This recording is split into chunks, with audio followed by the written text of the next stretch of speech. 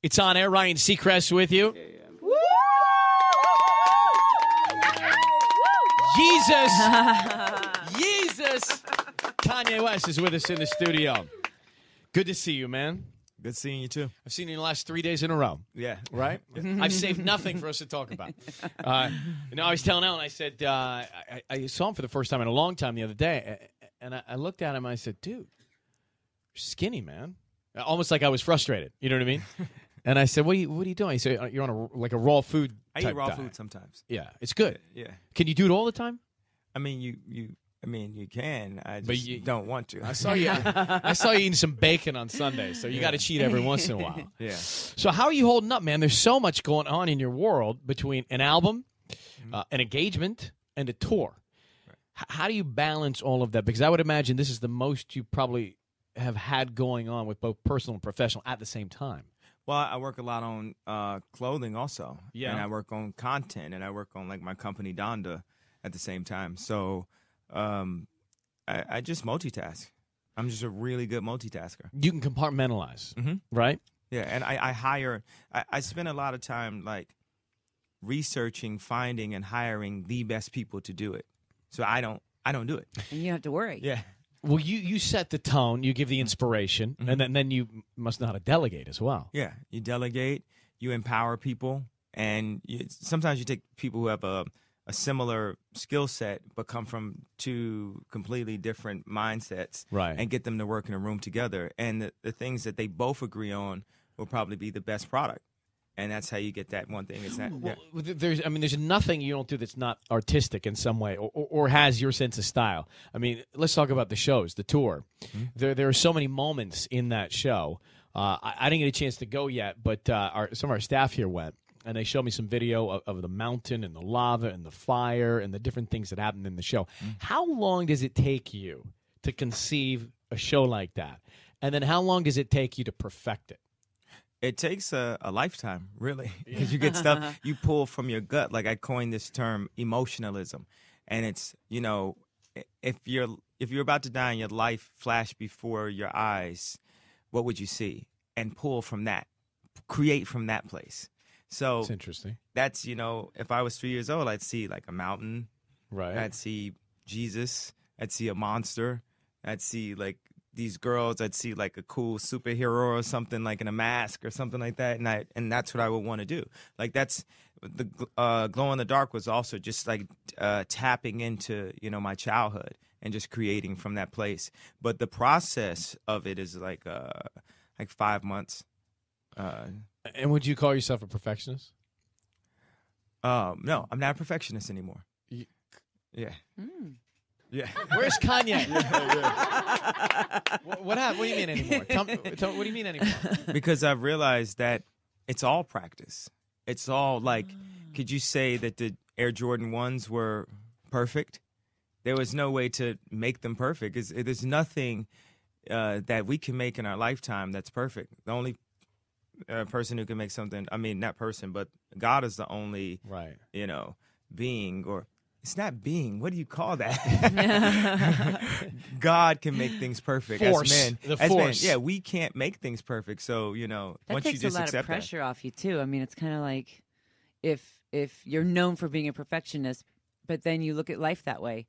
It's like everything is the way it's supposed to be. Yeah, you're in constant practice. So say like an album like Yeezus, that was like a listening session to the world. Like, hey, what do you guys think of this? Right, right. Yeah.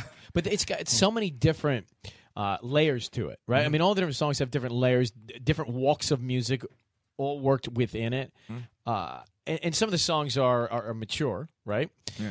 What do you make of people who interpret different things from your songs? Is that the idea, that they interpret what they want to interpret from it? Yeah, people could just take things how they want to. It's just realizing that you can't control the way people, take things, and you just got to express exactly what you want. I know that I have good intent. I have a high skill set at it, and I just make it. And it's enough people who like it for me to be successful at it. So congratulations. Thank you. My friend for a long time, and your wife-to-be, yes, Kim, you guys got engaged not too long ago. And I saw the ring in person, which is stunning. Yeah.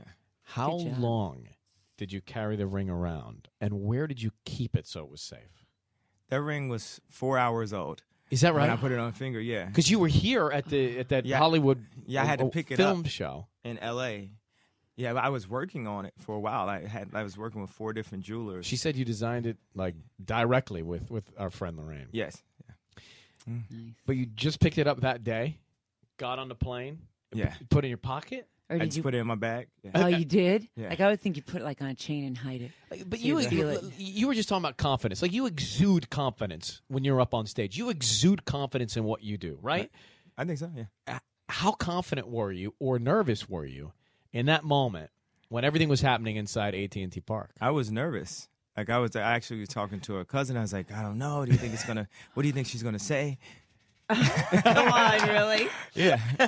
Yeah, come on. Yeah. I'm not arrogant about love and feelings at all. Yeah. You know, I'm confident in the work that I put so much work into it. But this is like someone else's feelings. You never know what someone might feel at that time. I just knew that I wanted her to be my girl for a long time.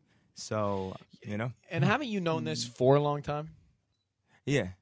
I remember I saw a picture of her in Paris Hilton. I think they were in Australia. I remember telling my boy Don C, like, have you seen that girl, Kim Kardashian?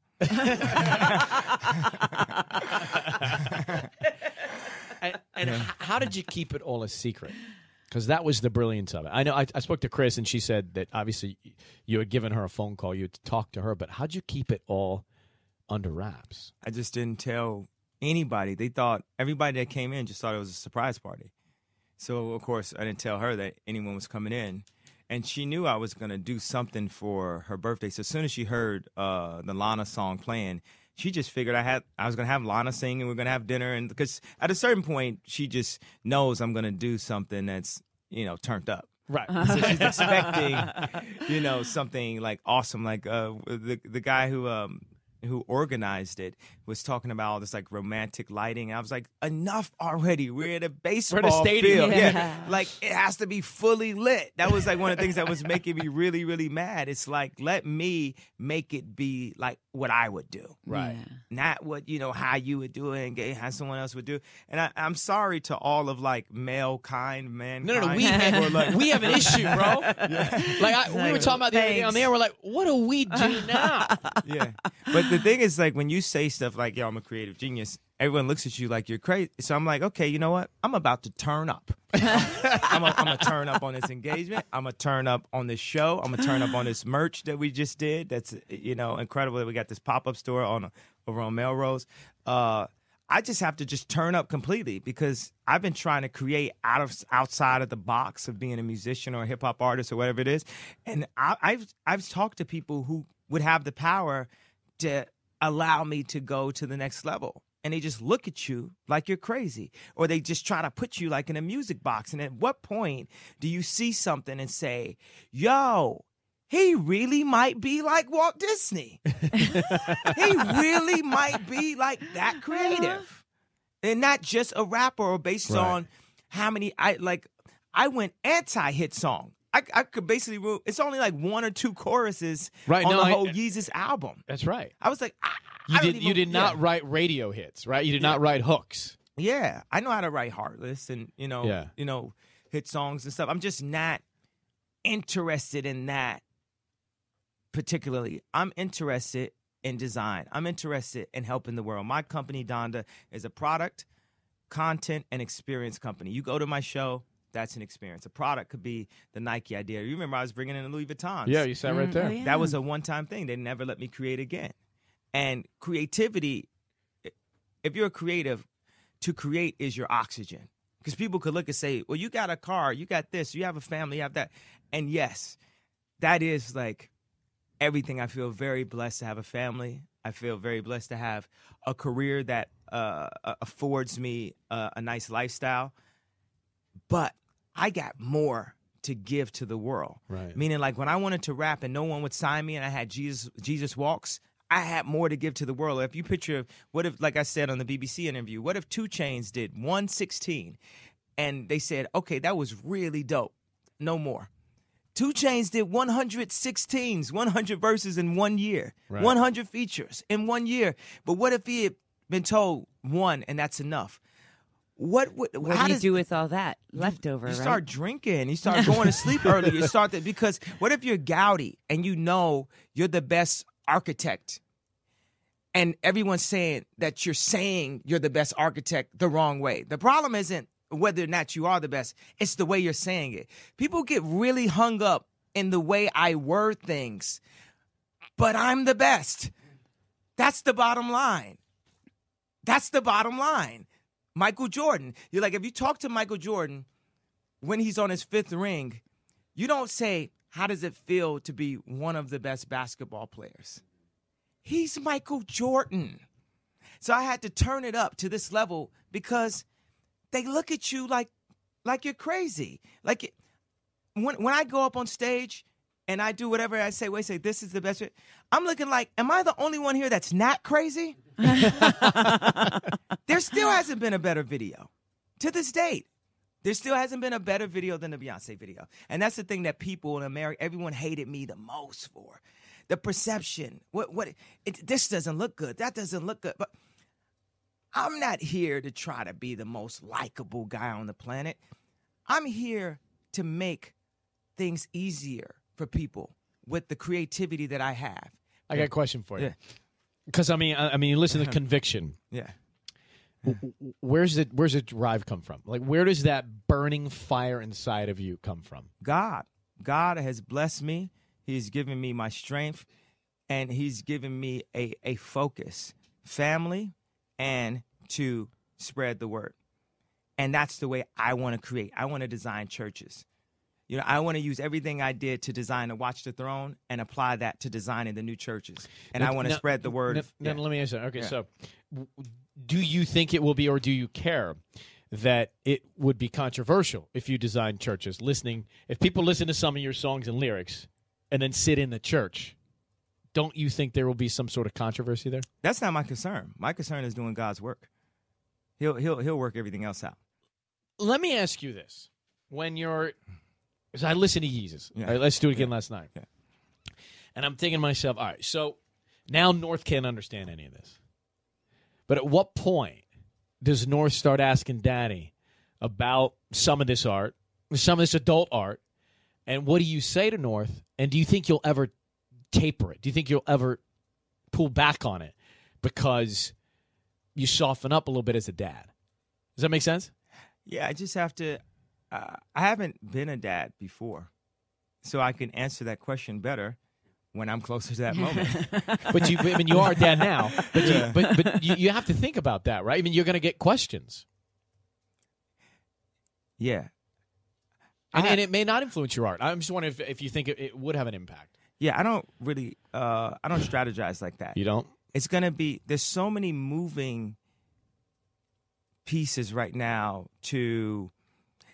You know, it's like when you had grandparents that weren't ready for TV. Yeah. You know, and now it's like parents that aren't really ready for the internet. So if we're where we're at right now, where will we be 4 years from now? Mm-hmm. There wasn't even Instagram, So true. Right. 2 years ago. Right. So I couldn't give you that answer because I don't know exactly what other things are working and forces are going to be working at that time. They might have cursing at schools by that point. You never know what it's going to be. So, Well, I have some very shallow, easy to answer questions. Yes. They seem shallow, but it's harder for me to answer shallow questions usually Is it because really? I'm like, I think these are easy. These are simple. Come on. Will you wear a ring once you get married? yes, Okay. And will she take your last name? yes, Yes. See, those were easy, right? yeah. But I think people wonder that, like, will Kanye wear a ring? What will it look like? Will you design it? Will it be? Will you do the planning? Yes, I'll be very involved in the wedding. Will you be a groomzilla? What is a groomzilla?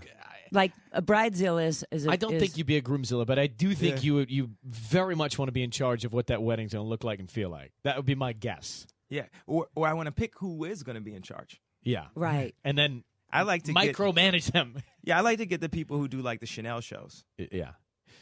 For a wedding. Yeah. See, Ellen, and I was going to do that little place down in Torrance.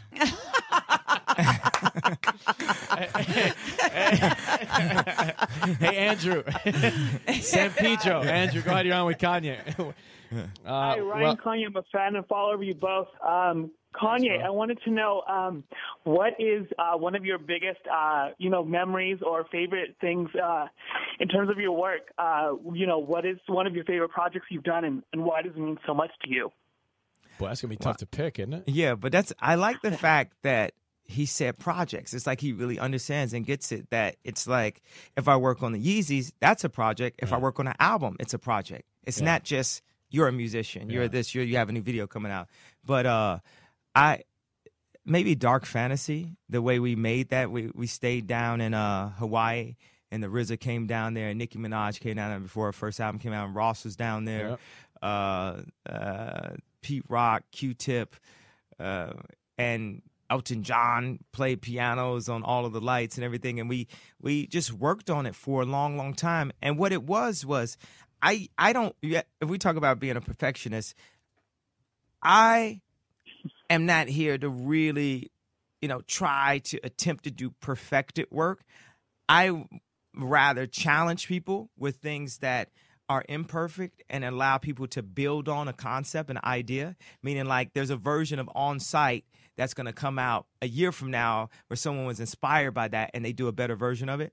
But because of the perception that I was under after the Taylor Swift incident, the only way for me to somehow buy my affection of the public back was to deliver an absolutely perfected product. So if you listen to Dark Fantasy, that's the closest thing to a perfected album. So it's like, I know how to make perfection. I just don't want to. I want to rip the jeans, Hey, Andrew, thank you. Yeah. Did you apologize to her after that? To Taylor? Did you call her? What happened after that? Oh, I used to try to. I talked to her right before she was going to do a song based on it. So you didn't speak. You didn't speak after the incident. No, I tried to get her on the phone. They wouldn't get on the phone. Yeah. We were trying to do all this Oprah stuff because it's always like this media blitz of the perception. You know what I'm saying? Like, oh my God, your career is over. Right. This is not going to end well. This is this. This is that. You know what? Yes, I would not want some crazy drunk rock star coming up and cutting my daughter off. Right. Also, but my daughter would 100%. Also be like, yes, Beyonce did have the best video. That's what my daughter would do. Right. So both of those things. You can literally sit here and talk to Kanye. The energy's boundless. The creativity boundless. The projects. Could you give a number? How many different things do you have going on at once, would you say? I'll be like maybe 4 or 5 main focus things, and there's like 10 of the things that are just incubating. In the works. Do you get bored easily? No, I get frustrated before I get bored. And so what many do you things do to work through frustration? Just drink. I'm sure like I'm not supposed to say that, but I drink Grey Goose and I'm not getting paid anything from them. But I'm gonna tell you, as a man, and they said Shakespeare was a drunk and everything. I'm not. And yes, I said that to blatantly compare myself to Shakespeare. I'm